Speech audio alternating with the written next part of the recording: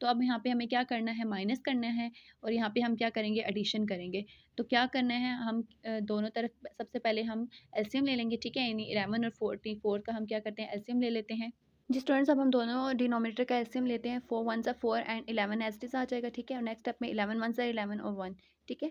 तो जो दोनों फैक्टर्स आए हमारे एलसीएम लेने से, यानी 4 एंड 11, उनको जब हम मल्टीप्लाई करेंगे तो हमारा एलसीएम क्या आ जाएगा, 44, ठीक है।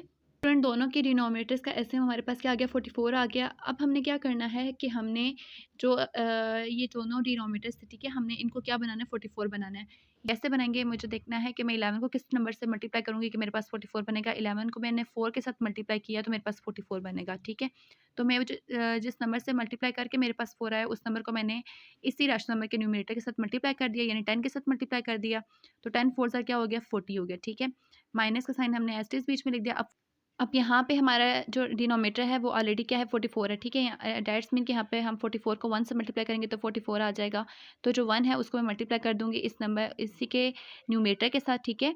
तो क्या आ जाएगा, 5 वन ज़ा 5 आ जाएगा, ठीक है। इसी जी स्टूडेंट, यहाँ पे भी आपने वही पैटर्न फॉलो करना है। तो आप यहाँ पे देख रहे हैं कि जो डिनोमिनेटर है वो हमारा डिनोमिनेटर वही है जो कि हमारा एलसीएम आया था, यानी 44 था, ठीक है।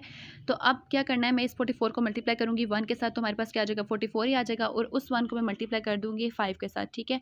तो 5 मल्टीप्लाई जब होगा 1 के साथ तो क्या बन जाएगा, 5 बन जाएगा। इस तरीके से दरमियान में प्लस का साइन आ गया।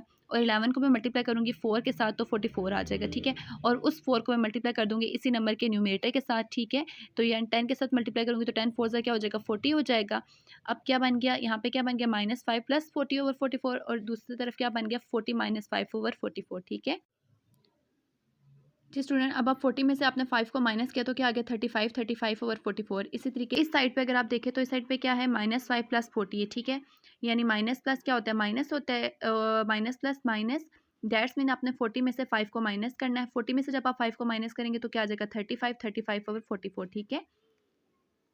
तो हमने यहाँ पे प्रूफ कर दिया कि लेफ्ट हैंड साइड क्या है, राइट हैंड साइड क्या है। यानी हम जब कोई से दो डिफरेंट रैशनल नंबर्स लेते हैं, ठीक है, और उनका हम ऑर्डर चेंज कर देते हैं, तो ऑर्डर चेंज करने के बाद भी हमारे आंसर्स पे कोई फ़र्क नहीं पड़ता। हमारे आंसर दोनों सिचुएशंस में क्या रहते हैं, सेम रहते हैं, ठीक है।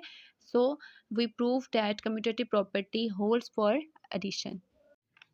ओके स्टूडेंट्स, अब हम करेंगे एसोसिएटिव प्रॉपर्टी की एग्जांपल, ठीक है। एसोसिएटिव प्रॉपर्टी क्या थी कि हम तीन रैशनल नंबर्स लेते हैं, ठीक है, और कोई से भी दो को पहले हम मल्टीप्लाई करेंगे और उसके आंसर को हम पहले वाले के साथ मल्टीप्लाई कर देंगे। और दूसरी सिचुएशन क्या थी कि हम दूसरी सिचुएशन में पहले हम कोई से दो रैशनल नंबर्स को मल्टीप्लाई करेंगे और उसके आंसर को हम लास्ट वाले में मल्टीप्लाई कर देंगे। तो दोनों केसेस में क्या होगा, दोनों केसेस में आंसर सेम आ जाएगा, ठीक। इसको प्रूव करते हैं विद एग्जांपल, ठीक है। तो हमारे पास एग्जांपल क्या है, -2/3 इंटू 7/8 मल्टीप्लाई 9/14, -2/3 मल्टीप्लाई 7/8 मल्टीप्लाई 9/14, ठीक है। तो स्टूडेंट्स, अब यहाँ पे हम क्या करेंगे कि हम पहले 7/8 को 9/14 के साथ मल्टीप्लाई करेंगे, क्योंकि आप क्लास 5 में बोर्ड मास रूल पढ़ के आए हैं, ठीक है। तो आपको पता है कि हम सबसे पहले क्या करते हैं, हम सबसे पहले ब्रैकेट को सॉल्व करते हैं, ठीक है। यानी ब्रैकेट के अंदर जो वैल्यू होती है हम सबसे पहले उसको सॉल्व करते हैं। तो हम यहाँ पे क्या करेंगे, हम 7/8 को पहले 9/14 से मल्टीप्लाई करेंगे, उसका जो भी आंसर आएगा हम उसको मल्टीप्लाई करेंगे 2/3 से, यानी -2/3 से, ठीक है। सेम एज़ हम इस साइड पे क्या करेंगे, हम राइट हैंड साइड पे ये करेंगे कि हम -2/3 को मल्टीप्लाई करेंगे 7/8 से, उसका जो भी आंसर आएगा हम उसको मल्टीप्लाई कर देंगे 9/14 से। फिर हम देखेंगे कि क्या दोनों सिचुएशंस में हमारा आंसर सेम आ रहा है या नहीं। जी स्टूडेंट, अब हमने क्या किया, हमने पहले ब्रैकेट को सॉल्व कर लिया। ब्रैकेट में क्या था, 7/8 और 9/14 दोनों आपस में क्या हो रहे थे, मल्टीप्लाई हो रहे थे। तो हमने जब 7 को 9 से मल्टीप्लाई किया तो क्या आ गया, 63, एंड 88 को 14 से मल्टीप्लाई किया तो 112 आ गया, ठीक है। अब हम क्या करेंगे कि हम 63 को मल्टीप्लाई करेंगे -2 से, 112 को मल्टीप्लाई करेंगे 3 के साथ। जिस स्टूडेंट, जब हमने 63 को मल्टीप्लाई किया -2 से तो आ गया -126, और 112 को मल्टीप्लाई किया 3 के साथ तो क्या आंसर आया, 336। यानी हम कह सकते हैं कि 63/112 को मल्टीप्लाई किया जब हमने -2/3 से, तो हमारा आंसर क्या आया, -126/336। यानी अब हमने अपनी लेफ्ट हैंड साइड को सॉल्व कर लिया, अब हम राइट हैंड साइड को सॉल्व करेंगे। तो यहाँ पे स्टूडेंट्स हम क्या करेंगे कि हम पहले यहाँ पे ब्रैकेट को सॉल्व करेंगे, यानी हम यहाँ पे -2 के साथ मल्टीप्लाई करेंगे 7 को, और 3 के साथ मल्टीप्लाई करेंगे 8 को। जी स्टूडेंट, अब हम यहाँ पे भी सबसे पहले ब्रैकेट को सॉल्व करेंगे, ठीक है। यानी हम -2/3 के साथ 7/8 को मल्टीप्लाई करेंगे। न्यूमरेटर के साथ मल्टीप्लाई हो जाएगा और डिनोमिनेटर के साथ मल्टीप्लाई हो जाएगा, ठीक है। जी स्टूडेंट, -2/3 को जब हमने 7/8 के साथ मल्टीप्लाई किया तो हमारा आंसर क्या आ गया, -14/24। अब हम क्या करेंगे कि हम इसको मल्टीप्लाई करेंगे 9/14 के साथ, ठीक है। हमने इन दो नंबर्स को जब मल्टीप्लाई किया तो इनके आंसर को अब हम लास्ट नंबर यानी 9/14 के साथ मल्टीप्लाई करेंगे। तो स्टूडेंट जब हमने -14/24 को 9/14 के साथ मल्टीप्लाई किया तो हमारा आंसर आ गया -126/336, ठीक है। -14 को जब हमने 9 से मल्टीप्लाई किया तो क्या आ गया -126, और 24 को 14 से जब हमने मल्टीप्लाई किया तो क्या आ गया था 336 आ गया, ठीक है। हमने प्रूफ कर लिया कि that left hand side equals to right hand side, ठीक है। लेफ्ट हैंड साइड क्या है, राइट हैंड साइड के इक्वल है। तो हम कह सकते हैं associative property holds for multiplication, ठीक है। हम डिस्ट्रीब्यूटिव प्रॉपर्टी के एग्जांपल को डिस्कस करेंगे। डिस्ट्रीब्यूटिव प्रॉपर्टी में हमने क्या पढ़ा था कि हम एट अ टाइम दो ऑपरेशंस को सॉल्व करते हैं, ठीक है। जिस तरीके से यहाँ पे हम करेंगे मल्टीप्लाई और एडिशन, ठीक है। इन दो ऑपरेशंस को एट अ टाइम सॉल्व करेंगे। तो हमारे पास एग्जाम्पल है 2/3 multiply 1/2 plus 5/6 equals to 2/3 multiply 1/2 plus into 2/3 multiply 5/6, ठीक है। तो हम सबसे पहले लेफ्ट हैंड साइड को सॉल्व करेंगे, देन हम राइट हैंड साइड को सॉल्व करेंगे, और फिर हम चेक करेंगे कि क्या दोनों साइड्स हमारी सेम है या नहीं, ठीक है। तो हम सबसे पहले स्टेप में क्या कर लेते हैं कि हम आपको पता है कि हम पहले ब्रैकेट को सॉल्व करते हैं अकॉर्डिंग टू बोटमास रूल, ठीक है। तो हम जब इसको सॉल्व करेंगे तो हमारे पास क्या है 1/2 प्लस हो रहा है 5/6 के साथ। तो हम क्या करेंगे 2 एंड 6, ठीक है। 2 एंड 6 का हम सबसे पहले क्या कर लेते हैं एलसीएम ले लेते हैं। तो स्टूडेंट 2 एंड 6 का एलसीएम हमारे पास क्या आ गया है 6, ठीक है। अब मुझे 1/2 एंड 5/6 इन दोनों के डिनोमिनेटर्स को क्या करना है 6 बनाना है। तो 2 को मैं देखूंगी कि मैं 2 को कितने टाइम मल्टीप्लाई करने से मेरे पास 6 आ जाता है, ठीक है। तो 2 को 3 से मल्टीप्लाई करने से मेरे पास 6 आएगा, और इस 3 को मैं इस रैशनल नंबर के न्यूमरेटर के साथ मल्टीप्लाई कर दूंगी, यानी 1 के साथ मल्टीप्लाई कर दूंगी। इसी तरीके से यहाँ पे 6 है, तो 6 ये ऑलरेडी 6 है, तो इसको मैं 1 के साथ मल्टीप्लाई करूँगी तो मेरे पास 6 आ जाएगा। तो इस 1 को मैं क्या कर दूँगी मल्टीप्लाई कर दूँगी 5 के साथ, ठीक है। 3 1 ज़ा 3, 5 1 ज़ा 5। अब स्टूडेंट और दरम्यान में क्या साइन था, प्लस का साइन था, ठीक है। अब मैं 5 में 3 को प्लस करूँगी तो क्या आ जाएगा 8/6 हो जाएगा।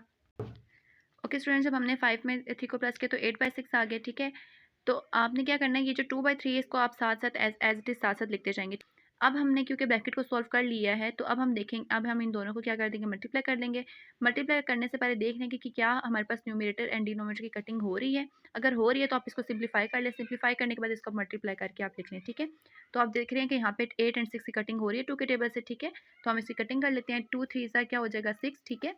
2 3 ज़ा 6, इस तरीके से 2 4 ज़ा 8, ठीक है। तो हमारे पास क्या आ गया, फिर हम क्या करेंगे अब नेक्स्ट स्टेप में, अब मज़ीद कटिंग नहीं हो सकती है 4 एंड 3 की, तो हम क्या करते हैं कि हम इनको मल्टीप्लाई कर देंगे, 2 को मल्टीप्लाई कर देंगे 4 के साथ, और 3 को मल्टीप्लाई कर देंगे 3 के साथ। तो जब हमने 4 को 2 से मल्टीप्लाई किया तो 8 आ गया, 3 को 3 से मल्टीप्लाई किया तो क्या आ गया 9 आ गया। अब हमारी लेफ्ट हैंड साइड कंप्लीट हो चुकी है, ठीक है। हमने लेफ्ट हैंड साइड को सॉल्व कर लिया, अब हम राइट हैंड साइड को सॉल्व करेंगे। हमारे पास सबसे पहले क्या है 2/3 मल्टीप्लाई हो रहा है 1/2 के साथ, ठीक है। हम पहले इस ब्रैकेट को सॉल्व करते हैं, फिर हम इस ब्रैकेट को सॉल्व करते हैं, ठीक है। 2/3 को जब हम 1/2 से मल्टीप्लाई करेंगे तो क्या आ जाएगा 2 1 ज़ा 2 हो जाएगा एंड 3 2 ज़ा 6 हो जाएगा। अब हम 2/3 को मल्टीप्लाई करेंगे 5/6 के साथ, तो 5 2 से मल्टीप्लाई होकर क्या हो जाएगा 10 हो जाएगा, और 6 3 से मल्टीप्लाई होकर क्या हो जाएगा 18 हो जाएगा। जी स्टूडेंट, अब हम देख रहे हैं कि अब इन दो रैशनल नंबर्स के दरमियान में कौन सा साइन है, प्लस का साइन है, तो ये दोनों क्या हो रहे हैं ऐड हो रहे हैं। तो हम क्या करेंगे कि हम डिनोमिनेटर का क्या ले लेंगे एलसीएम ले लेंगे, ठीक है।